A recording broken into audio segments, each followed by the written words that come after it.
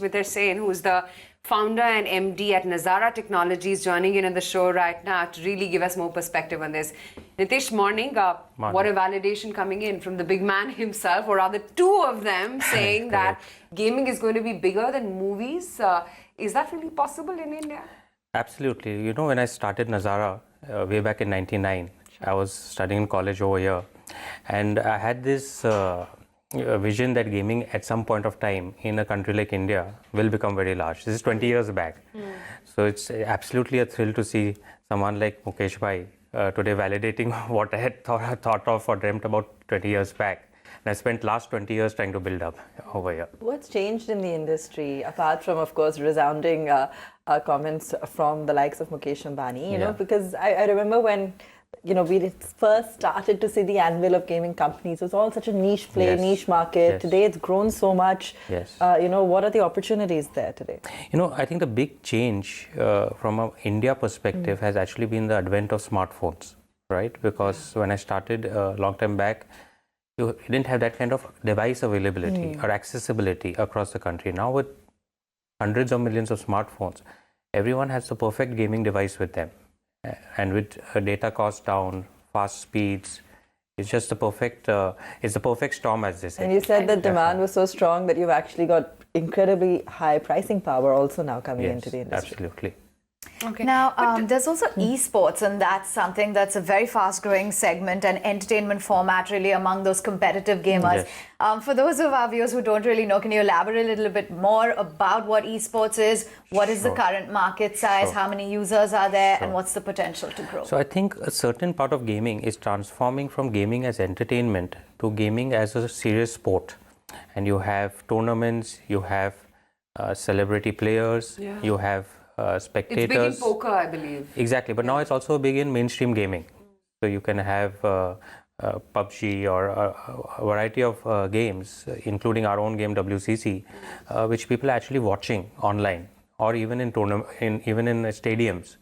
And the prize money for these tournaments is now far larger than what you would win by playing IPL or Wimbledon or anything else, right? Wow. So in the US, you have tournaments which are paying out like $30 million prize money. Wow.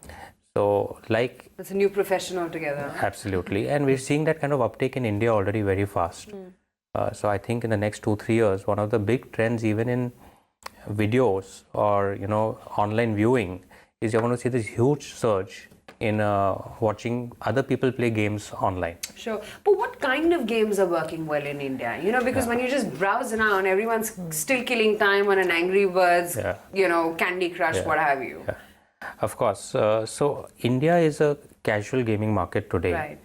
Because if you understand, most of the players in India are casual gamers simply because it's the first time they're experiencing gaming on their mobile phones. True. Not everyone grew up with PCs and consoles, right? And therefore it's an evolution of the gamer. It's a faster evolution that's happening because there's a catch-up happening. But I would say it's 90% today is very casual in nature. So it could be casual puzzle games or racing games, or cricket is very popular. And then as the users are evolving, they are upgrading to a PUBG or a Fortnite or more role-playing games. So it's an evolution. Then you have a small percentage of users that are getting into eSports and all. What are your own plans in this space? Given that we've already seen one unicorn, you know, for you as well, the path to growth, give us a sense of your own plans and the kind of scale that Sure. So Nazara today is having approximately 100 million users accessing a variety of our games and products across on a monthly basis. And we're seeing this number grow very fast. So I think our focus is on how to continue to engage the user, how to deliver content around gaming for all segments of the user. So right from the casual user to the eSports gamer. So we built a platform that kind of spans this entire spectrum of where the user is in his kind of journey of gaming. We want to be there at every point. And we believe that now we built this fantastic platform and products that reach across this entire spectrum. So we're just doubling down on that.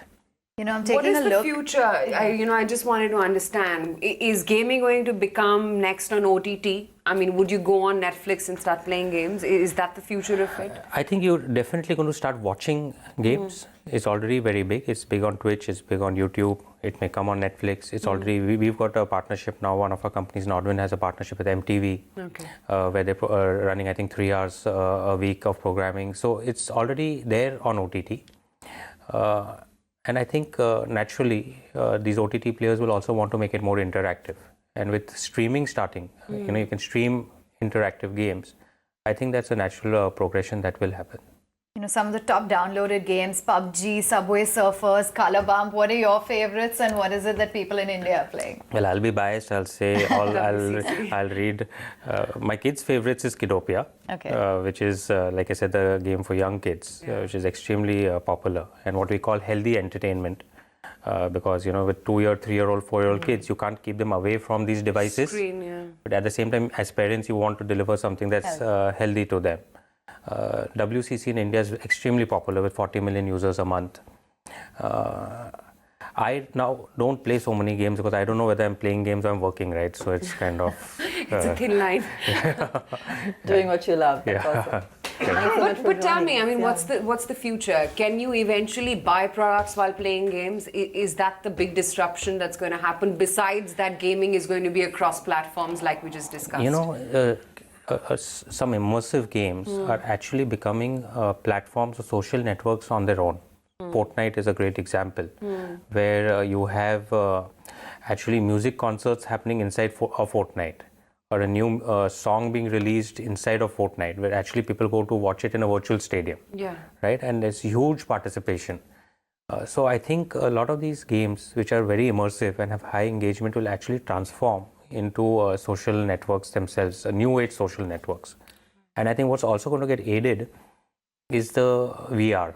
So once VR kind of evolves a bit more, you're actually going to be immersed in these worlds which are interactive between gaming, entertainment and social. Okay, it's difficult to get you out of it. Fascinating world. Game on it is. And thanks so much for taking time out and joining in, giving us a perspective of the gaming industry. Of course, you do have investors like Rakesh Jhunjhunwala, Westbridge as well, backing Nazara. But with